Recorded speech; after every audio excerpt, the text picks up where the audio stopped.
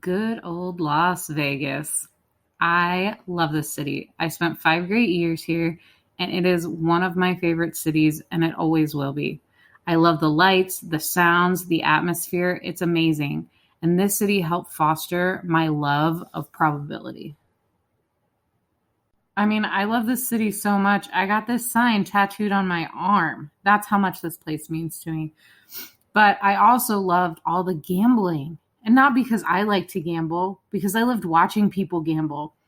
I love watching people win and the look on their faces. And it was kind of interesting to see people lose.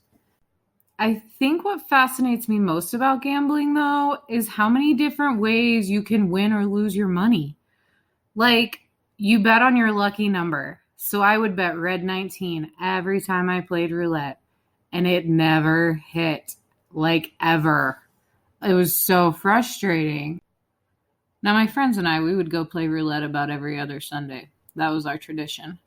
And I started watching and realizing that you need to bet in between numbers or on the corners or the thirds or even the colors. And yeah, you may not win quite as much at one time, but you're going to win more over time. So my dad was the one to teach me about blackjack, and I'm so glad that he did.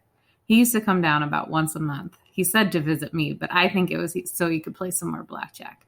But I was totally okay with that because he'd always give me a couple $100 so that we could play together after I turned 21. And those are my favorite memories of him. After I got the hang of blackjack, I realized I really liked the game. I liked him more than roulette. I felt like I could control my odds a little bit better. And so I wanted to become a blackjack dealer. I mean, as well as being a teacher. I thought it'd be awesome to do both. And that was my life goal right there. So one time, my dad sits down at a blackjack table, pulls $100 out of his wallet, and says that's all he's going to play with. He sits at that table for 8 hours straight, goes up and down a couple times, ends up leaving the table with the same amount of money that he started with.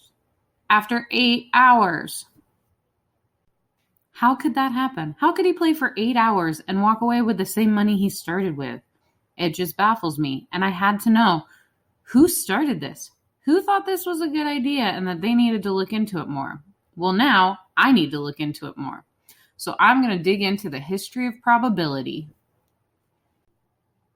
So, how long has probability been around?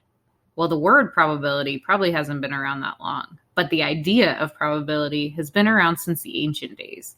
It could be found in fortune telling, tarot cards, certain games, and even law and insurance.